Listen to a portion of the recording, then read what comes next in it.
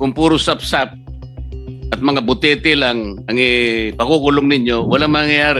Paano nga natin malalaman yun? Maski sa amin, hindi namin alam kung ano yung kanilang pamamaraan na gagawin. Sana man lang sa kanilang pagiging independent commission, yung kapangyarihan na nakikita kong gagawin nila ay dapat sana ay seryosong gagawin nila. Kaya lang, pag tiningnan mo yung kanilang kapangyarihan na naibigay sa kanila, dependent din sila sa maraming opisina at ahensya ng ating pamahalaan. Kaya nga kung minsan, medyo nag-aalangan ako, paano ka ako naging independent kung sila pala ay pwedeng magtanong, kumuha, magpatulong sa House of Representatives, sa Senado, sa Sandigan Bayan, mga korte, at iba't iba pang mga opisina ng ating pamahalaan. Paano mangyayari ka ako ito? Dapat ipakita mo yung pagiging independent para sa ganung paniwalaan ng tao na may pinatutunguhan ng ginagawa. Kasi yung ICI, creation ito ng Executive Department. Paano ngayon na kasama sa mga iniimbestiga, mga opisyales at kawani ng DPWH, mga tauhan ng Executive Department? Paano ngayon yan?